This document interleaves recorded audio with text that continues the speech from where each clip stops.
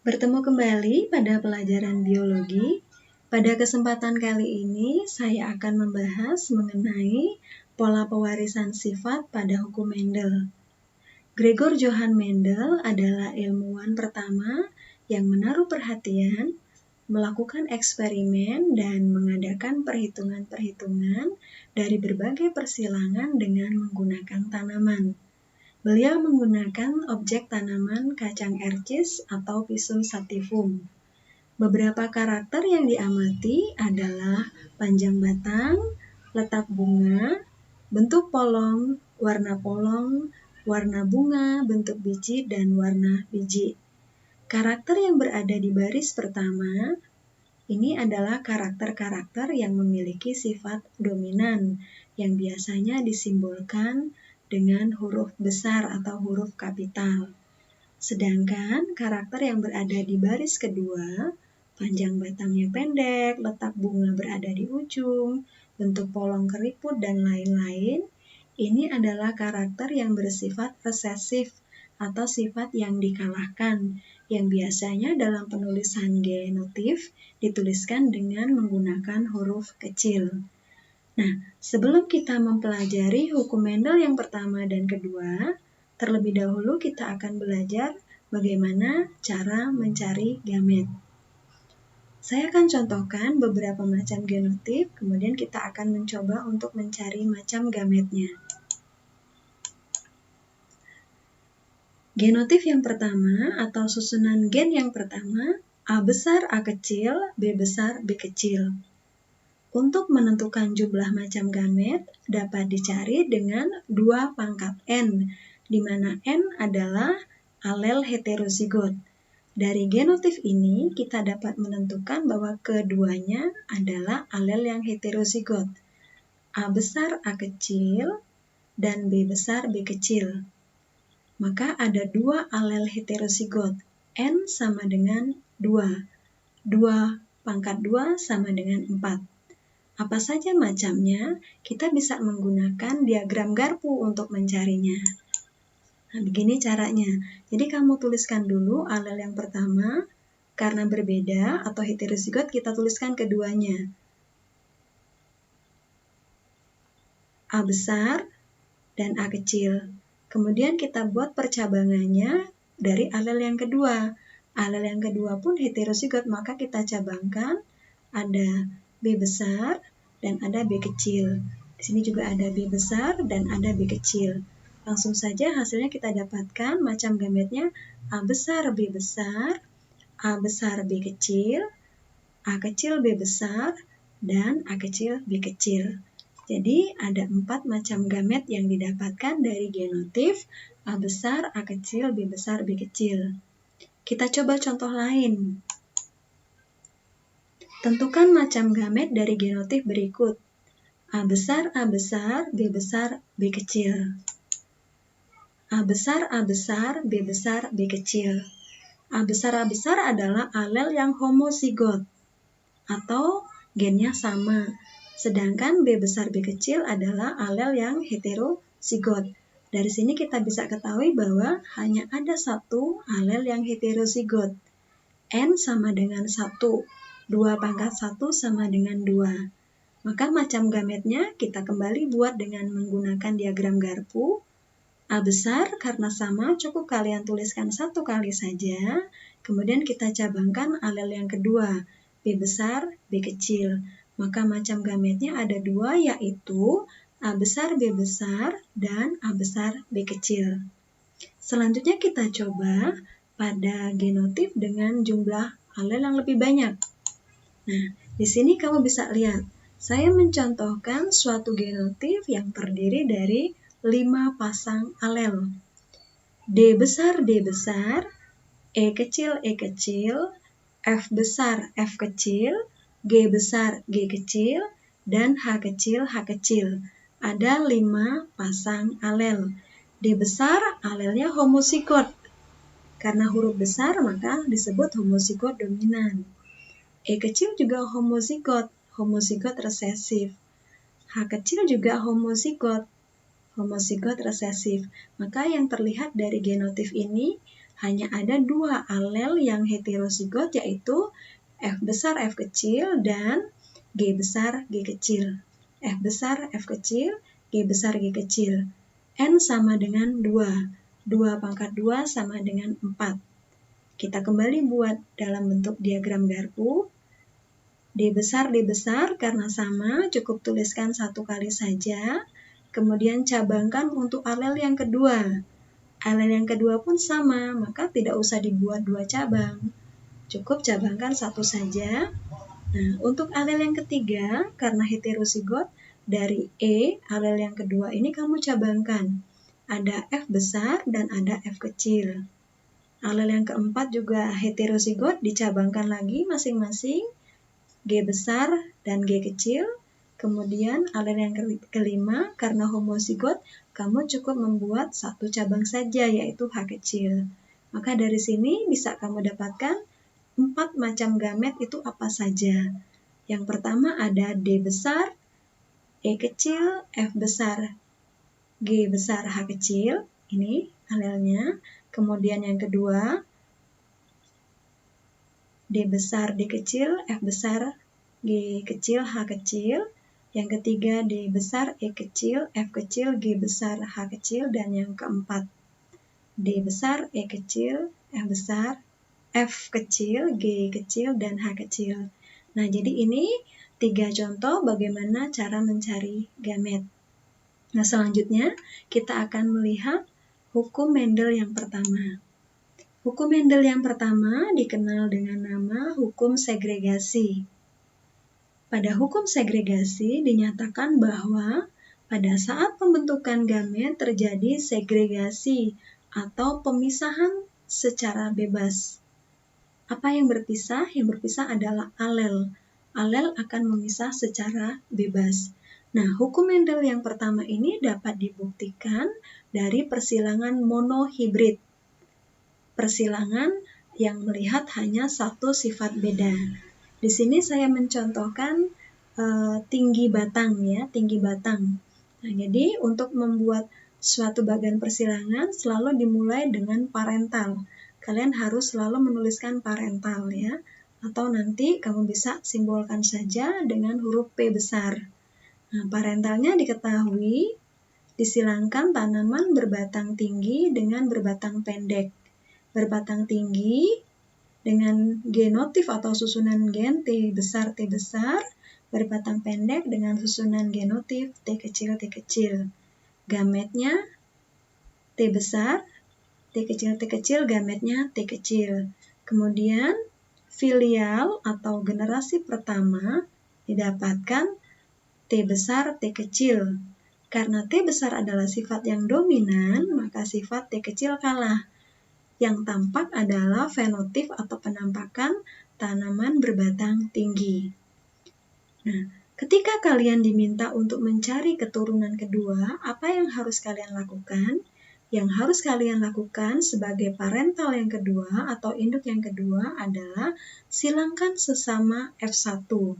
Jadi untuk individu jantan, kita silangkan F1 dengan genotif T besar T kecil. Individu betina pun kita silangkan genotif induk T besar T kecil. Nah, dari sini kemudian kita cari gametnya. Karena heterozigot ya, 2 pangkat 1, maka ada 2 macam gametnya. Genotif ini ada 2 macam gametnya. Apa saja gametnya? Gametnya adalah T besar dan T kecil. Nah, jadi di sini bisa kamu lihat dari genotif T besar T kecil, ada 2 gametnya T besar dan T kecil. Nah, disinilah hukum segregasi terjadi, yaitu ada pemisahan. Gen yang tadinya sealel memisah secara bebas.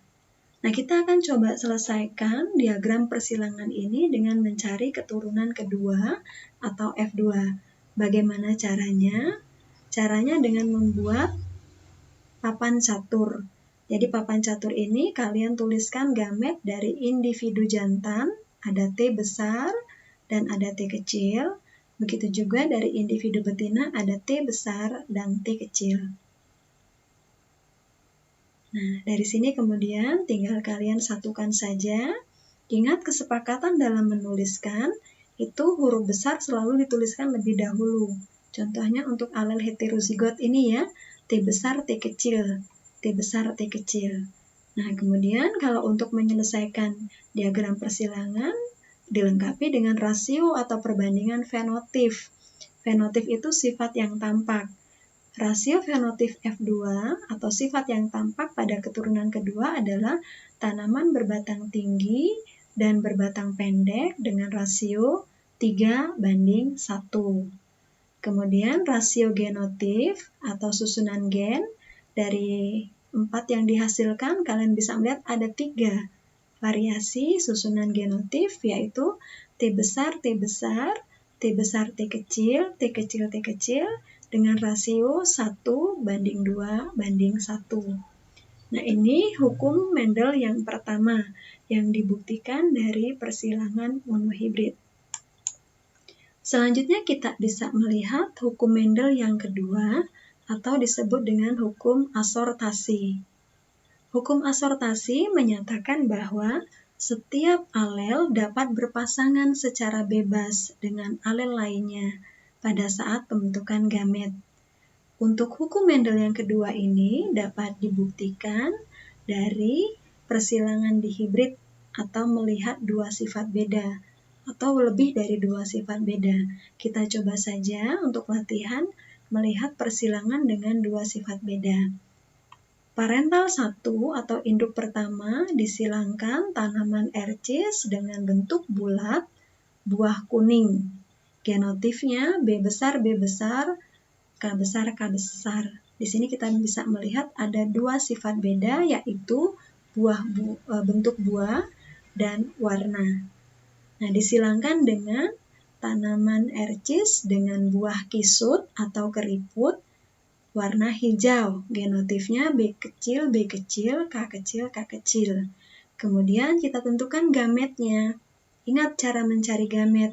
Untuk genotip ini, semua alel dalam keadaan homozigot, maka tidak ada alel heterozigot. N sama dengan 0. 2/0 sama dengan 1. Ada satu macam gamet, yaitu B besar, K besar. Di sini pun sama, ada satu macam gamet, yaitu B kecil, K kecil. Jadi saya ulangin dari genotip yang pertama, 2/0, ada satu macam gamet. Di sini juga dari genotip yang kedua, ada satu macam gamet, yaitu B kecil, K kecil. Nah, selanjutnya untuk keturunan pertama, kita pasangkan saja. Tetapi untuk memasangkannya, kita pasangkan dulu gen yang sealel. B dan B ya. B besar, B kecil, K besar, K kecil. Karena bulat adalah sifat dominan, maka yang tampak atau fenotip yang tampak adalah buah bulat dan warna kuning. B besar, B kecil, K besar, K kecil. Nah, apa yang kita lakukan ketika akan mencari keturunan kedua? Seperti persilangan sebelumnya, yang kita lakukan untuk mencari keturunan kedua, kita silangkan sesama F1. B besar, B kecil, K besar, K kecil, kita silangkan dengan sesamanya. B besar, B kecil, K besar, K kecil. Gametnya karena ada dua alel heterozigot, maka masing-masing nanti akan menghasilkan 4 macam gamet. Nah, untuk menyelesaikan soal, kita bisa menggunakan cara yang pertama. Cara yang pertama ini disebut dengan papan catur. Jadi menuliskan gamet apa saja pada individu jantan, seperti ini, dan gamet apa saja pada individu betina. Nah, kemudian kita satukan gamet-gamet tadi. Di sini bisa kamu lihat pada papan catur, ya. Nah, disinilah terjadi hukum asortasi atau pengelompokan secara bebas. Setiap alel dapat berpasangan secara bebas dengan alel lainnya. Ini hukum Mendel yang kedua. Nah, kita lanjutkan bagian persilangan dengan membuat rasio atau perbandingan genotip. Dari 16 yang dihasilkan ini, kamu bisa lihat ada 9 macam genotif yang dihasilkan. Saya contohkan, nomor 4, nomor 7, nomor 10, nomor 13. Semuanya bergenotif B besar, B kecil, K besar, K kecil. Maka kita menghitungnya itu satu macam. Jadi di sini untuk F2 didapatkan ada 9 macam genotif dengan rasio seperti ini. Kemudian untuk fenotif atau penampakan atau karakter yang muncul hanya ada 4 yang didapatkan, yaitu bulat kuning banding bulat hijau banding kisut kuning banding kisut hijau dengan rasio 9 banding 3 banding 3 banding 1. Nah, untuk menyelesaikan tadi sudah saya jelaskan, ini adalah cara pertama yang bisa kamu lakukan untuk menyelesaikan soal. Kalian bisa menggunakan cara lain untuk penyelesaian soal. Jadi kita akan melihat cara lain untuk menyelesaikan soal-soal di hibrid dan seterusnya. Cara yang kedua, kita akan menggunakan diagram Garpu. Selain menggunakan papan catur, cara lain yang bisa kita gunakan adalah penyelesaian dengan diagram Garpu. Saya menggunakan soal yang sama. Parental 1 diketahui B besar, K besar, K besar, disilangkan dengan B kecil, K kecil, K kecil. F1 didapatkan 100% B besar, B kecil, K besar, K kecil dengan fenotif bulat kuning. Apa yang kita lakukan ketika diminta mencari keturunan kedua atau F2? Yang kita lakukan adalah menyilangkan sesama F1. B besar, B kecil, K besar, K kecil disilangkan dengan sesamanya. Di cara yang kedua, saya akan menggunakan diagram Garpu. Di sini saya salin ulang parental yang kedua, B besar, B kecil, K besar, K kecil disilangkan dengan sesamanya. B besar, B kecil, K besar, K kecil. Nah, syaratnya untuk persilangan menggunakan diagram Garpu, kita harus menyilangkan dulu per monohibrid. B besar, B kecil, kita silangkan dulu dengan B besar, B kecil. Di sini bisa kamu lihat B besar, B kecil, disilangkan dengan B besar, B kecil, maka akan didapatkan rasio atau perbandingan genotif 1 B besar banding 2 B besar, B kecil, banding 1 B kecil, B kecil. Kemudian alel yang kedua, K besar, K kecil, kita silangkan dengan K besar, K kecil. Didapatkan rasio genotif 1 K besar banding 2 K besar K kecil banding 1 K kecil K kecil. Ketika kita sudah mendapatkan rasio genotif atau perbandingan genotif untuk setiap persilangan monohibrid, maka rasio genotif inilah yang akan kita buat dalam bentuk diagram Garpu. Caranya bagaimana? Kita lihat dulu yang pertama, 1 B besar, B besar. 1 B besar, B besar. Kemudian kita lihat yang kedua. Yang kedua ada 3 genotif. Berarti untuk B besar, B besar ini kita cabangkan menjadi 3. Nah, cabangnya itu terdiri dari rasio genotif yang kita dapatkan pada alel yang kedua, yaitu 1 K besar, 2 K besar, K kecil, 1 K kecil, K kecil. Nah, ini bisa kita langsung selesaikan.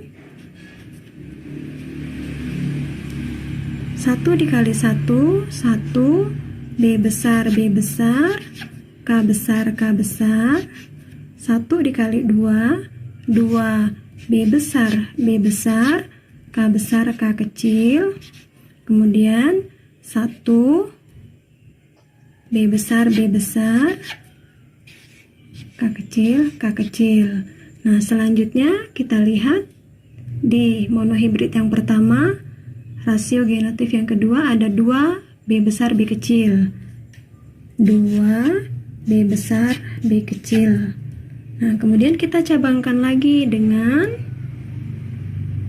rasio yang kita dapatkan pada persilangan monohibrid yang kedua.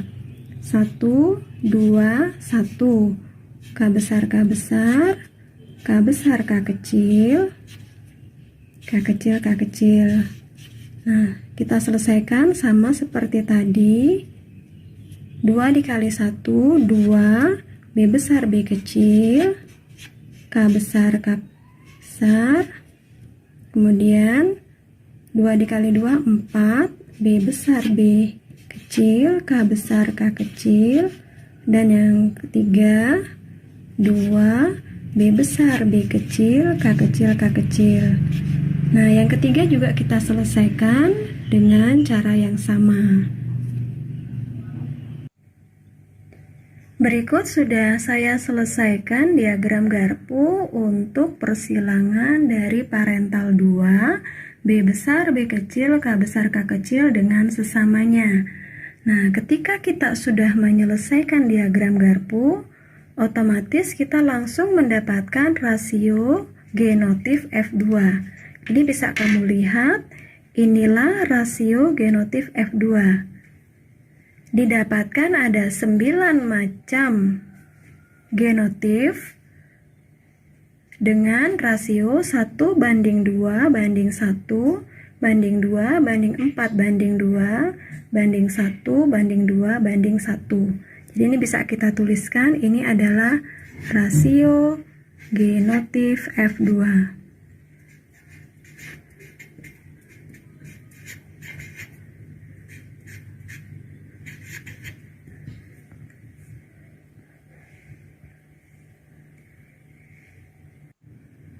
Selanjutnya, kita dapat mencari rasio fenotif F2. Kita terjemahkan satu persatu genotifnya. B besar, B besar, K besar, K besar, berarti bulat,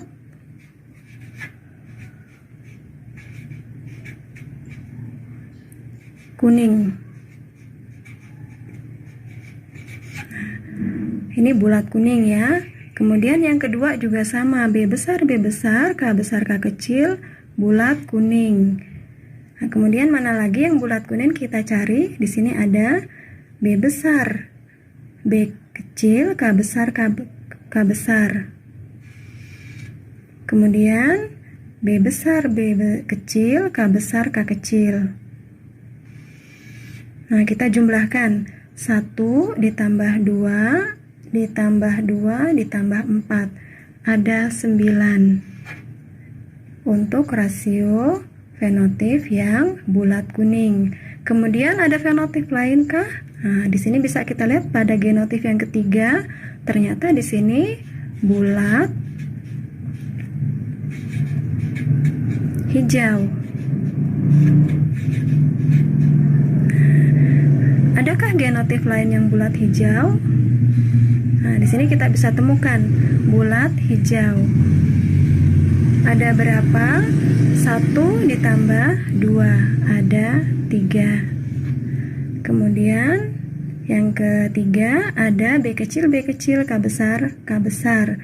Berarti di sini kisut kuning.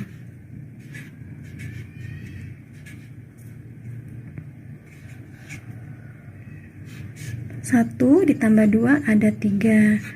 Dan yang terakhir ada 1 kisut hijau. Nah, jadi kita langsung mendapatkan rasio fenotif F2 9 bulat kuning berbanding 3 bulat hijau berbanding 3 kisut kuning banding 1 kisut hijau. Ini cara kedua yang bisa kita lakukan untuk menyelesaikan suatu persilangan.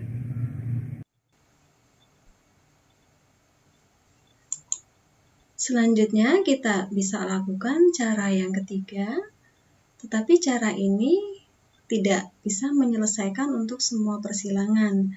Cara ini bisa dilakukan ketika soal hanya menuntut untuk mencari rasio fenotif saja. Kita lihat videonya. Cara yang ketiga juga menggunakan diagram garpu, tetapi cara ini hanya bisa dilakukan jika soal hanya mencari rasio fenotip saja. Kemudian syarat yang kedua adalah kedua genotif induk sama. Maka jika kita menyilangkan sesama F1, otomatis keadaan kedua genotif induk sama, yaitu B besar B kecil, K besar K kecil disilangkan dengan sesamanya. Bagaimana caranya? Caranya adalah seperti ketika kita mencari gamet. Kita tuliskan alel yang pertama, B besar B kecil. B besar B kecil. Kemudian kita cabangkan. Alel yang kedua, K besar K kecil. K besar K kecil. Nah, kemudian gen dominan kita beri nilai 3 dan resesif kita beri nilai 1. Dominan kita beri nilai 3, resesif kita beri nilai 1. Dominan 3, resesif 1.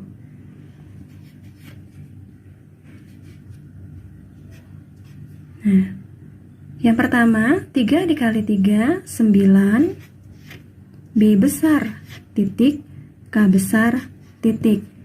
Mengapa dituliskan B besar titik, K besar titik? Karena alel ini bisa dalam keadaan homozigot dominan B besar atau bisa dalam keadaan heterozigot B besar B kecil. Nah, kemudian yang kedua, 3 dikali 1, 3 B besar titik K kecil K kecil. Untuk yang resesif kita langsung tuliskan kondisi dalam keadaan homozigot resesif. Kemudian yang ketiga, 1 dikali 3, 3 B kecil K besar titik. Dan yang terakhir, 1 B kecil K kecil. Nah, di sini kita langsung mendapatkan rasio fenotip.